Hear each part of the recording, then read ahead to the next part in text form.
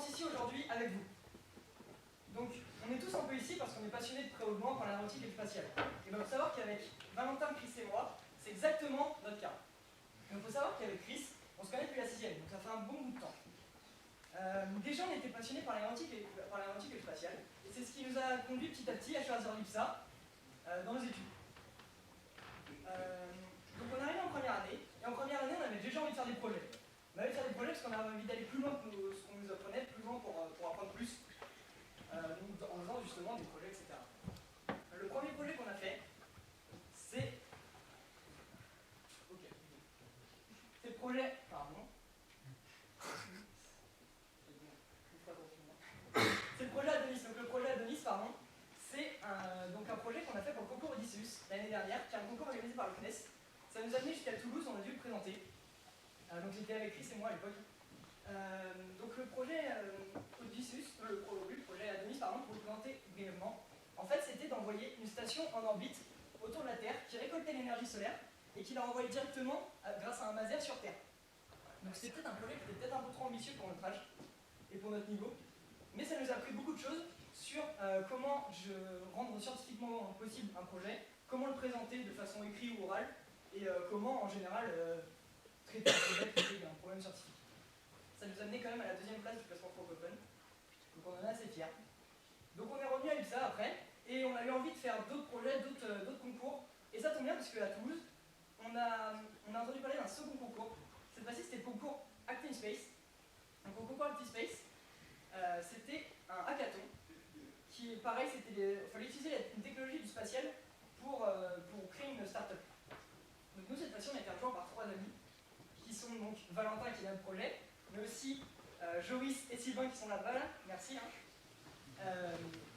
Et donc ce projet cette fois-ci c'était donc de faire un drone avion qui détectait et qui surveillait les zones à risque, par exemple les aéroports ou des centrales nucléaires. Vous avez sûrement entendu dernièrement, il y a eu des survols de zones dangereuses par des drones, et bien c'était exactement pour se répondre à ce problème.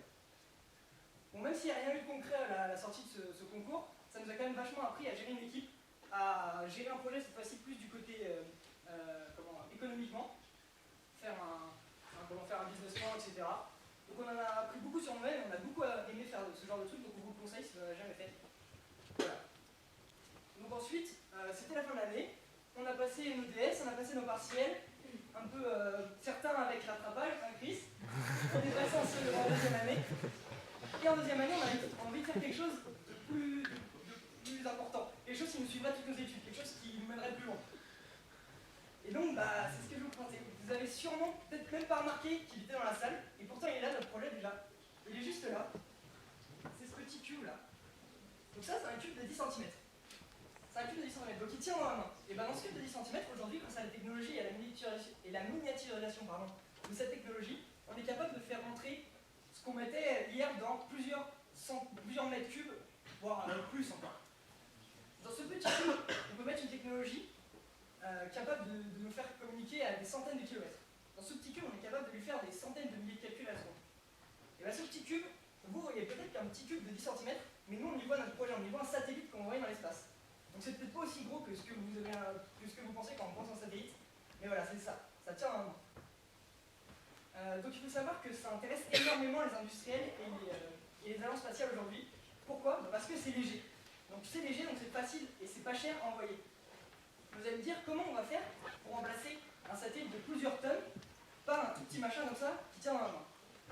Et bien en fait on va pas remplacer un gros satellite par un petit, mais on va remplacer un gros satellite par des constellations de tout petits satellites comme ça. C'est-à-dire qu'on va faire fonctionner plusieurs centaines, voire plusieurs milliers de satellites ensemble pour remplir la tâche d'un seul groupe. Donc voilà. Mais aujourd'hui, la technologie elle est certes avancée pour pouvoir envoyer les satellites, mais pas assez pour remplacer encore les gros, même à des centaines de milliers de satellites. Donc aujourd'hui, ça sert surtout aux universités et aux étudiants comme nous, qui ont envie de mettre un premier pas dans le spatial et un premier pas dans ce que sera leur futur métier. Donc c'est pour ça qu'aujourd'hui, toutes les universités du monde, toutes les plus grandes universités du monde, toutes les plus grandes écoles du monde ont un projet de CubeSat, soit déjà envoyé, soit en cours. Alors pourquoi les universités s'y intéressent? C'est parce que c'est facile à envoyer, relativement comparé à un gros satellite, ça coûte pas cher, et c'est faisable dans une plus petite structure que des machins énormes qui nécessitent des salles blanches qui font des centaines de mètres carrés.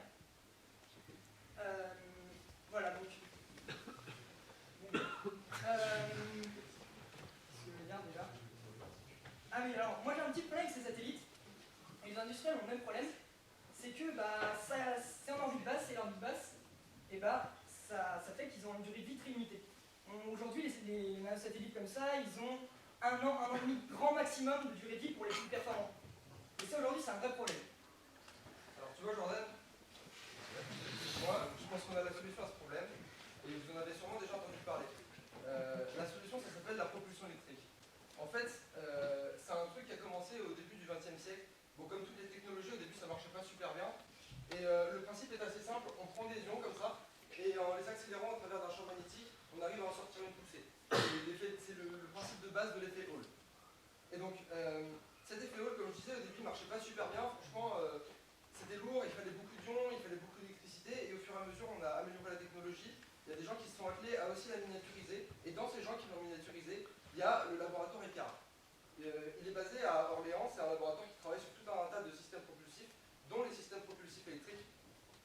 Et c'est ce laboratoire ECAR, ce qu'on peut dire, c'est notre projet maintenant, c'est de lancer le premier CubeSat au monde qui serait propulsé par une propulsion électrique, et propulsé tout court même. C'est-à-dire à l'IPSA, on ferait le premier CubeSat au monde propulsé.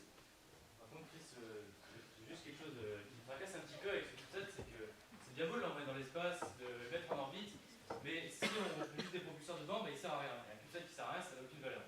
Donc nous, ce qu'on a pensé, ça a été de mettre une expérience de biologie dedans. Donc, ce qu'il faut savoir, c'est qu'il y a déjà des expériences de biologie qui ont été faites. Par exemple, les petites bêtes qui sont là, qui ressemblent à des aspirateurs qui sont un peu moches, on les a envoyées une semaine dans l'espace. On les a mis dans le vide, sans oxygène, dans un milieu de vide, donc c'est la vie, donc forcément dans l'espace. Et ils sont revenus de leur voyage, au calme, ils ont bronzé un petit peu et ils sont revenus à Dem sans aucun souci. Mais vous allez me dire, c'est quoi l'intérêt de faire une expérience de bio? Déjà, ça va nous permettre de comprendre comment le vivant marche sur Terre et peut-être pour des missions futures, l'appliquer à l'homme pour des missions sur la Lune, peut-être l'appliquer sur des missions sur Mars. Donc pour pouvoir faire ce projet, ce qu'on veut, c'est pour faire un partenariat avec des universités ou des écoles supérieures, par exemple l'UPMC ou Subbiotech, dont on a déjà parlé.